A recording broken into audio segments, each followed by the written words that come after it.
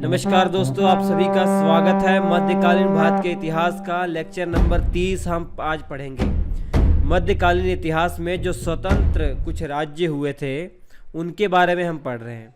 मुख्य तौर पर जब दिल्ली सुल्तानों का राज था, दिल्ली सल्तनत का राज था, तो उन्हीं की जब शक्ति कमज़ोर पड़ गई तो उन्हीं के जो क्षेत्र थे ना, जो पूर्व में कई क्षेत्र थे, उत्तर भारत में क्षेत्र थे, दक्षिण भारत में क्षेत्र थे, उन्होंने अपने आप को स्वतंत्र घोषित करना शुरू कर दिया था। जिसमें जौनपुर, बंगाल जो पूर्वी इलाका है, आप पढ़ चुके हैं।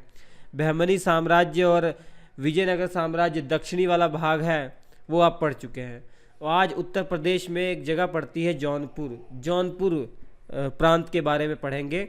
यहाँ पर शर्की राजवंश का शासन हुआ है, तो इनके बारे में पूरी डिटेल में देखेंगे। ठीक है, तो मुख्य तौर पर मैं आपको बताऊं कि ज़्यादातर जो साम्राज्य स्वतंत्र हुए मध्यकालीन भारत के इतिहास में दिल्ली सुल्तानों से, वो 1398 के बाद ज़्यादातर हुए हैं। क्योंकि 1398 में 1398 में आक्रमण हुआ था तैमूर का, तो उसी के बाद कमज़ोर पड़ा था ये दिल्ली सल्तनत का साम्राज्य।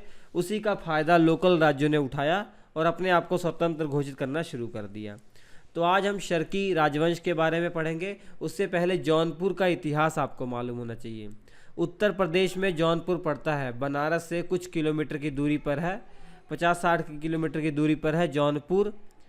और इस जौनपुर की जो स्थापना है वो फिरोज शाह तुगलक ने की थी। बच्चों, ये तुगलक वंश आपने अच्छे से पढ़ा हुआ है, मैं दोबारा से रिपीट कर दे रहा हूँ। तुगलक वंश 1320 से 1413 तक चला था ना। इसमें ये देख लीजिए, तीसरे नंबर पर जो सुल्तान आए थे फिरोज शाह तुगलक, इन्होंने ही 1359 ईस्वी में इस जौनपुर की स्थापना की थी। जौनपुर की स्थापना इन्होंने अपने भाई मोहम्मद बिन तुगलक, हालांकि ये चचेरा भाई था, मोहम्मद बिन तुगलक चचेरा भाई था, जिसका नाम जौना खां था। जौना खां, इसको मोहम्मद बिन तुगलक भी बोलते थे।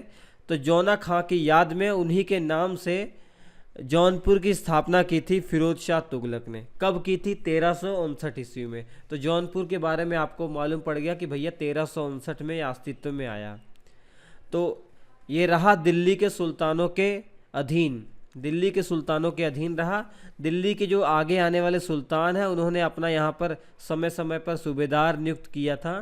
और एक टाइम आता है नसरुद्दीन मोहम्मद शाह तृतीय, ये देख रहे हैं, नसरुद्दीन मोहम्मद शाह।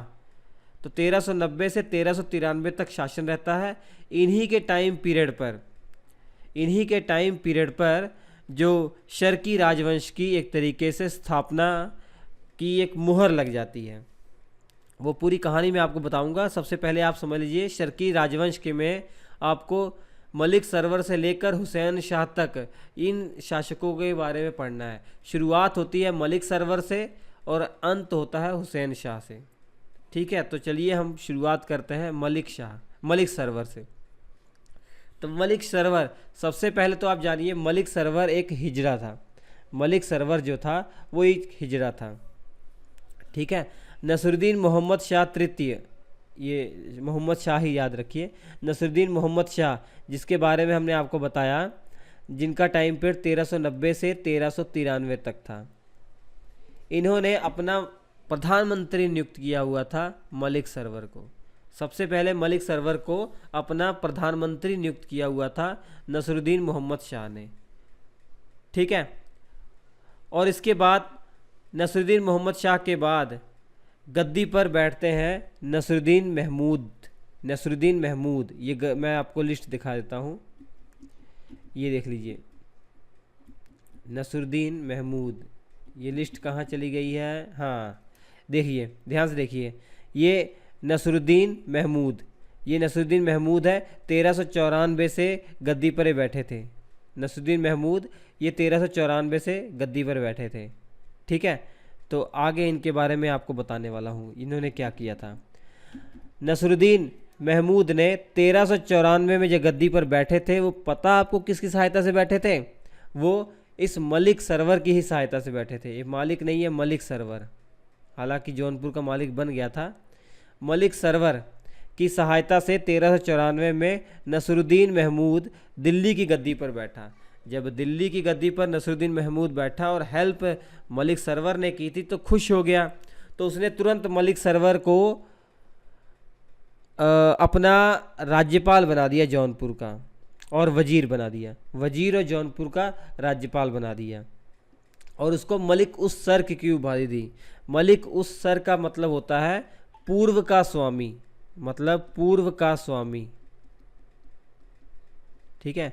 पूर्व का स्वामी मतलब पूर्व दिशा में जो क्षेत्र है उनका स्वामी, ये होती है मलिक उस सर की उपाधि। ये उपाधि किसके द्वारा मिली है, इंपॉर्टेंट है, नसरुद्दीन महमूद के द्वारा मिली है।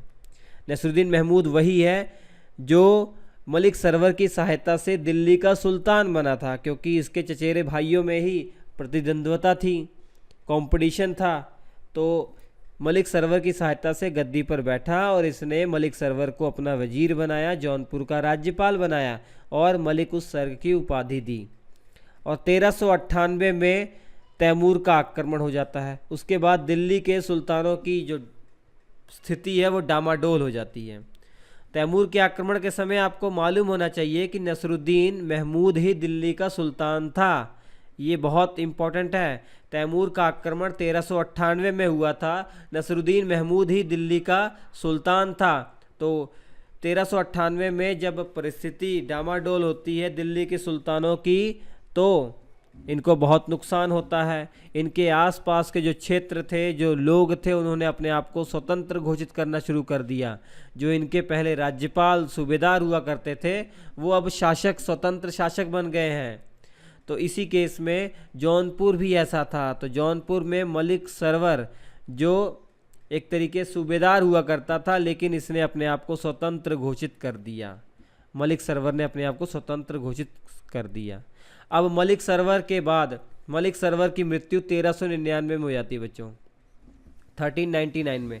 और मलिक सरवर के बाद कौन शासक बनेगा? मलिक सरवर तो हिजरा था, तो इसने एक पुत्र को गोद लिया हुआ था जिसका नाम था मुबारक शाह। वो 1399 में गद्दी पर बैठता है। इसका वास्तविक नाम मलिक करनफूल था, ठीक है। ये गोद लिया हुआ बेटा था मलिक सरवर का, गोद लिया हुआ बेटा था। गद्दी पर बैठा तो मुबारक शाह की उपाधि लेकर गद्दी पर बैठा, तो इसलिए मुबारक शाह लिखा गया है, ठीक है। ये जौनपुर का पहला शासक था जो सुल्तान की उपाधि लेकर गद्दी पर बैठा था, याद रखिए। शर्की साम्राज्य में ये पहला, ये शर्की साम्राज्य चल रहा है, शर्की राजवंश में ये पहला शासक था जो सुल्तान की उपाधि से गद्दी पर बैठा था। याद रखिए मुबारक शाह के बारे में, बस इतनी बातें मुबारक शाह के बारे में याद रखिए। उसके बाद आते हैं इब्राहिम शाह। इब्राहिम शाह बहुत इम्पोर्टेंट है। इन सभी में सबसे महान शासक अगर जौनपुर में कोई हुआ है या शर्की साम्राज्य में कोई हुआ है तो ये इब्राहिम शाह ही है। 1401 से लेकर 1440 तक ये गद्दी पर रहता है। ये मुबारक शाह का भाई ही था, छोटा भाई था मुबारक शाह का, ठीक है। और आप जानते हैं इसी के टाइम पीरियड पर जब बंगाल के बारे में पढ़ाया था, तो बंगाल में जो इलियास शाही वंश चल रहा था, इलियास शाही वंश चल रहा था, ये जब कमज़ोर होता है तो जो बंगाल के ज़मींदार होते हैं जिनका नाम था राजा गणेश, उन्होंने बंगाल की गद्दी पर अपना कब्जा कर लिया था। तो बंगाल में जो मुस्लिम लोग थे वो इब्राहिम शाह की शरण में गए, इनसे मदद मांगी, तो इब्राहिम शाह ने आक्रमण कर दिया राजा गणेश के ऊपर और राजा गणेश से संधि हुई। ये समझौता हुआ कि भैया आप इस्लाम को स्वीकार कर लो, तब जाकर आप अपना साम्राज्य बनाए रख सकते हो बंगाल में, अन्यथा नहीं। तो राजा गणेश ने मान लिया, बोला कि भैया मेरा तो कुछ ही समय बाकी है जीने का, मेरे बाद मेरा बेटा बनेगा और वो इस्लाम को स्वीकार करेगा। उन्होंने इस्लाम को स्वीकार कर लिया और वो शासक बन गए। ये पूरा बंगाल के इतिहास में आपने पढ़ा है। और इब्राहिम शाह के टाइम पीरियड पर एक नई शैली का जन्म हुआ जिसे शर्की शैली कहा गया है, इन्हीं के नाम से। इन्होंने किसी का कॉपी नहीं किया है। जो भी इनके टाइम पीरियड पर जैसे अटाला मस्जिद बनी हुई है, ये सब जो स्थापत्य कला है ना, किसी का कॉपी नहीं किया। ऐसा नहीं कि दिल्ली के सुल्तानों का कॉपी किया, इनका अपना ही अलग था। तो इसलिए कहा जा रहा है एक नई शर्की शैली का जन्म हुआ जौनपुर में इब्राहिम शाह के टाइम पीरियड पर। और जौनपुर को भारत का सिराज की उपाधि मिली इब्राहिम शाह के ही टाइम पीरियड पर। जौनपुर को भारत का सिराज की उपाधि इब्राहिम शाह के टाइम पीरियड पर मिली। अटाला मस्जिद का निर्माण इब्राहिम शाह के ही टाइम पीरियड पर हुआ बच्चों।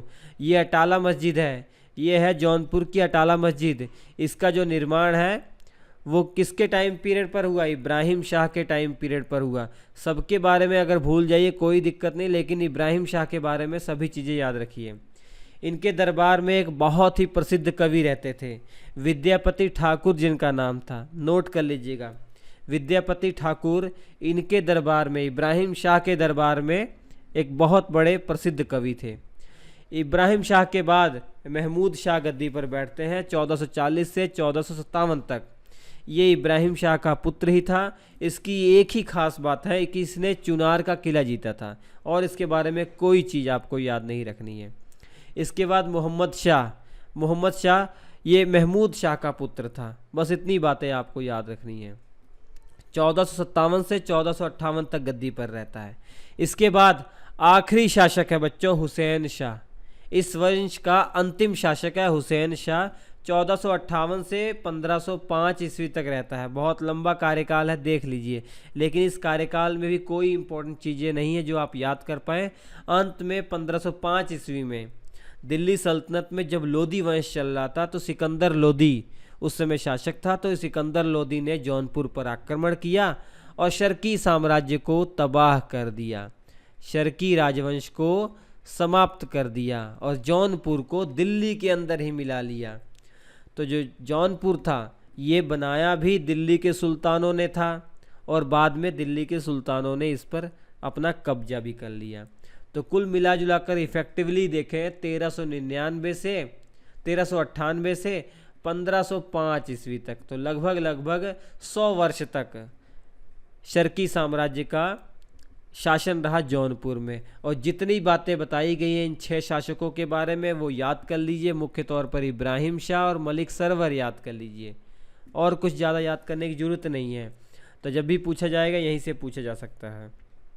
आने वाली जो परीक्षाएं हैं उत्तर प्रदेश वाली, उसमें यहाँ से ज़रूर पूछे जा सकते हैं, ठीक है, तो याद रखिए। इसके अलावा क्लास नोट्स, बेहतरीन class notes Shri education app पर अवेलेबल हो चुके हैं बच्चों। श्री एजुकेशन ऐप को आप डाउनलोड कर लीजिए, गूगल प्ले स्टोर पर जाइए, SHRI स्पेस डालकर एजुकेशन EDUCATION एजुकेशन लिखकर सर्च करेंगे, श्री एजुकेशन का एप्लीकेशन आ जाएगा। इतनी बेहतरीन क्लास नोट्स तैयार किए गए हैं, आप पढ़ लीजिए।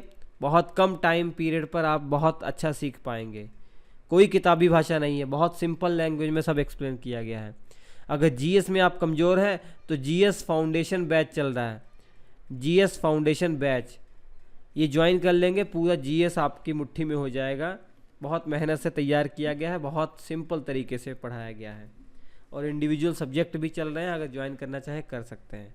तो हम आपसे मिलते हैं अगले एपिसोड में, तब तक के लिए नमस्कार।